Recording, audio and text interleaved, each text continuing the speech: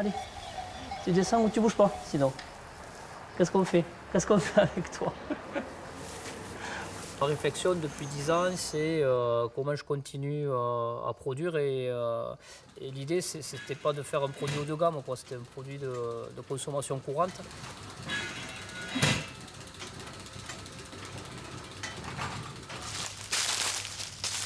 C'est la fin de saison. On a ramassé principal. Il en reste un tout petit peu au fond là-bas. Mais début novembre, et c'est les dernières ramasses. Ça me porte à cœur de nourrir les gens et de le faire bien. En fait, c'est ce que j'ai envie de faire. J'ai envie de pouvoir nourrir les gens autour de moi. J'ai fait de l'agroalimentaire pendant quelques années. Ça m'a permis de beaucoup voyager également, de voir des choses différentes et de construire des filières. Essayer d'avoir la matière première et la rémunérer au juste prix, c'est intéressant, c'était important pour moi. Bonjour à tous. Notre souhait, c'était d'avoir 30% de bio, 20% de produits qu'on appelle durables. De travailler avec les produits régionaux, de travailler avec des produits de saison. Avoir une qualité de produits aussi bien à la livraison, à l'achat, qu'au final, dans l'assiette des enfants. Si l'exemple, c'est le pot de yaourt avec un petit fruit, par exemple, si on commence à réfléchir sur quelque chose d'un peu plus important, répondre à une demande de collège ou de lycée, ça réclame des volumes beaucoup plus importants.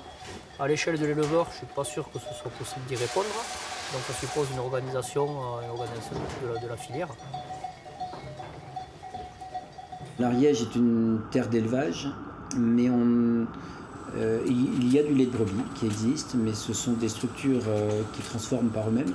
Donc je pensais pouvoir dupliquer un peu le modèle aveyronnais, où ce sont des éleveurs qui livrent à une laiterie. Et puis je me suis rendu compte que ce n'était pas forcément l'envie des gens qui sont ici. Les choses qui m'animent dans mon métier, ça va être le contact final finalement avec le client. Et le fait de passer par un industriel, on perdrait un petit peu cette main-là. Bon, c'est quelque chose qui manquerait dans ma vision du métier aujourd'hui. Donc si un transformateur voulait racheter ma crème de châtaigne pour faire du yaourt de brebis à la crème de marron, eh ben ce serait possible, mais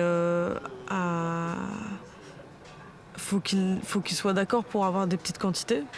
Et en plus, du coup, le coût, ça veut dire qu'il me l'achète à combien, la crème de châtaigne? De toute façon, il va falloir que ça se rebrosser. On fait tout en petite production, on est des petits paysans en fait, on fait de la diversité et du coup... Mais du coup, les cantines, elles n'ont pas le droit de manger des trucs des petits paysans.